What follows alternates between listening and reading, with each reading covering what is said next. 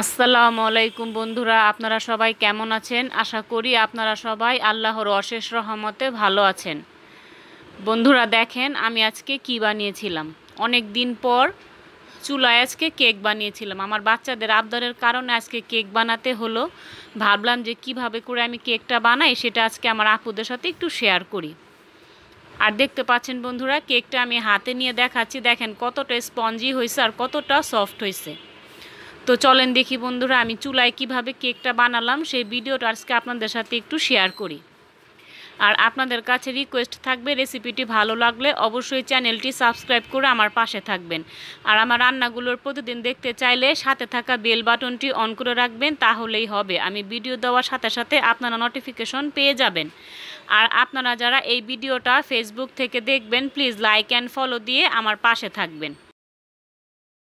আপনাদের কাছে রিকোয়েস্ট থাকবে, আপনারা ভিডিও কখনো প্লিজ টেনে টেনে দেখবেন না, ফুল ওয়াচ করবেন। আপনারা দেখতে পাচ্ছেন এখানে বড় একটি বাটিতে আমি দুটো ডিম নিয়ে নিলাম। আর এখানে সামান্য পরিমাণে একটু লবণ দিয়ে দিলাম। আমার কাছে মনে হয় মিষ্টি জিনিসে লবণ দিলে টেস্ট খুব ভালো আসে, এই জন্য আমি একটু লবণ দিয়ে দিলাম। আর এরকম কাপ কিন্তু সবার ঘরেই থাকে, তো এই কাপের মাপ দিয়ে আমি 1 কাপের একটু কম চিনি দিয়ে দিলাম। তো চিনিটা আপনারা কম বেশি করে নিতে পারবেন। আর এখানে 1/2 কাপ সয়াবিন তেল দিয়ে দিলাম। আপনারা চাইলে তেলের পরিবর্তে বাটার ব্যবহার করতে পারবেন। এখন সবগুলো উপকরণ হ্যান্ড উইক্সের সাহায্যে ভালো করে মিশিয়ে দিতে হবে। একদম ভালো করে কিন্তু বিট করে নিতে হবে। আর চিনিটা গলে না যাওয়া পর্যন্ত কিন্তু এভাবে করে বিট করে নিতে হবে। এই যে দেখতে পাচ্ছেন আমি কিভাবে করে বিট করে নিচ্ছি। চিনিটা কিন্তু আমার গলে গেছে। আর এখানে দেখতে পাচ্ছেন একটি বাটিতে বেশ কিছুটা লিকুইড আমি দুধ নিয়ে নিছি। এই লিকুইড দুধটা আমি আগে থাকতে জাল দিয়ে ঘন করে নিছিলাম। এখানে আমি পরিমাণ মতো দুধ দিয়ে দিলাম। 3 চামচ ভর্তি করে আমি দুধ দিয়ে দিলাম। দুধটা আমি একবারে দিব না, অল্প অল্প করে দিব। আর মিশ্রণের সাথে খুব ভালো করে মিশিয়ে দিতে হবে। এই যে দেখতে পাচ্ছেন আমি কিন্তু দুধটা দেওয়ার পর ভালো করে আবার মিশিয়ে নিচ্ছি। আর এখানে যেই কাপের মাপ দিয়ে চিনি আর তেল নিছিলাম সেই একই কাপের মাপ দিয়ে আমি 1 কাপ ভর্তি করে ময়দা দিলাম। আপনারা চাইলে ময়দার পরিবর্তে আটা ব্যবহার করতে পারবেন। এখানে 1 চামচ ভর্তি করে আমি বেকিং পাউডার দিয়ে দিলাম। এখানে কিন্তু বেকিং পাউডার ব্যবহার করতে হবে, কোনোভাবে বেকিং সোডা ব্যবহার করা যাবে না। এখন সবগুলো উপকরণ ভালো করে হ্যান্ড উইক্সের সাহায্যে ভালো করে মিশিয়ে দিতে হবে। আপনারা দেখতে পাচ্ছেন আমি কিভাবে করে মিশাচ্ছি। একদম আস্তে আস্তে করে কিন্তু মিশিয়ে দিতে হবে। কোনো রকম তাড়াহুড়া কিন্তু করা যাবে না, একদম আস্তে আস্তে করে হ্যান্ড উইক্সের সাহায্যে মিশাতে হবে।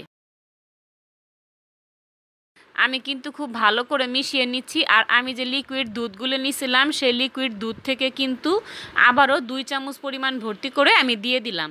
তো দুধটা কিন্তু একবারে দেওয়া যাবে না, অল্প অল্প করে দিতে হবে। আর মিশ্রণটা ভালো করে মিশাতে হবে। কিভাবে করে বিট করতে হবে আপনারা দেখে একটু বুঝে নেন। এটা আমি আপনাদের বলে বোঝাতে পারবো না, আপনাদের দেখে একটু বুঝে নিতে হবে। একদম আস্তে আস্তে করে কিন্তু বিট করে নিতে হবে। যত ভালো করে বিট করবেন কেকটা কিন্তু খুব সুন্দরভাবে কিন্তু ফুলে উঠবে। এখানে আমি 2 চামচ ভর্তি করে গুঁড়া দুধ দিতেছি। গুঁড়া দুধটা দিলে কিন্তু ফ্লেভারটা খুব ভালো আসবে, আপনারাও দেওয়ার চেষ্টা করবেন। আমি এখানে 2 চামচ গুঁড়া দুধ দিলাম, আপনারা চাইলে কম বেশি করে নিতে পারবেন। গুঁড়া দুধ দেওয়ার পর এখন ভালো করে আবারও মিশাতে হবে। আমি কিন্তু খুব আস্তে আস্তে করে বিট করে নিচ্ছি। বিট করার এক পর্যায়ে আমি এখানে 2 থেকে 3 ফোঁটা ভ্যানিলা এসেন্স দিয়ে দিব।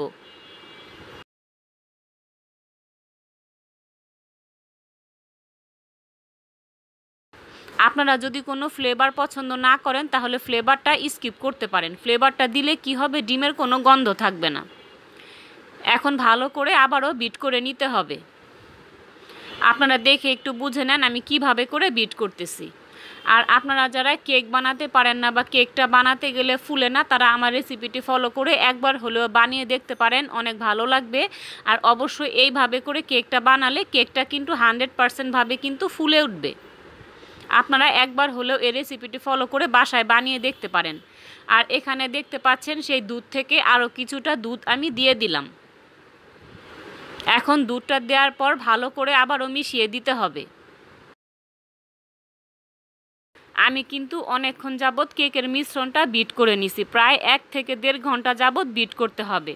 যত ভালো করে বিট করবেন কেকটা কিন্তু খুব সুন্দর হবে। আর এখানে দেখতে পাচ্ছেন কেকের মোল্ড নিছি, তো কেকের মোল্ডের ভিতরে লেখালেখি করার কাগজ আমি কেটে দিছি, আর এখানে সামান্য পরিমাণে একটু তেল ব্রাশ করে নিছি। আর কেকের মিশ্রণটা কিন্তু আমি সেই মোল্ডের ভিতরে আস্তে আস্তে করে ঢেলে দিচ্ছি। আর বন্ধুরা, রেসিপিটি ভালো লাগলে অবশ্যই আমার চ্যানেলটি সাবস্ক্রাইব করে আমার পাশে থাকবেন। মোল্ডের ভিতরে কেকের মিশ্রণটা ঢালার পর এখন মোল্ডটা কিন্তু আস্তে আস্তে করে একটু ড্যাপ করে দিতে হবে, যাতে কোনো বাতাস থাকলে সেটা বের হয়ে যাবে। এই যে দেখতে পাচ্ছেন আমি কিন্তু মোল্ডের ভিতরে ঢেলে নিছি। আর বন্ধুরা, আপনারা ভিডিও টেনে টেনে দেখলে কিন্তু কিছুই বুঝতে পারবেন না, প্লিজ ফুল ওয়াচ করবেন। চুলায় কিন্তু কড়াই বসানো হয়েছে, কেকটা এখন আমি বসিয়ে দিব। এখানে লেখালেখি করার কাগজ দিলাম, আর একটা স্ট্যান্ড বসিয়ে দিলাম। সেই স্ট্যান্ডের ভিতরে কেকের মোল্ড আমি বসিয়ে দিব।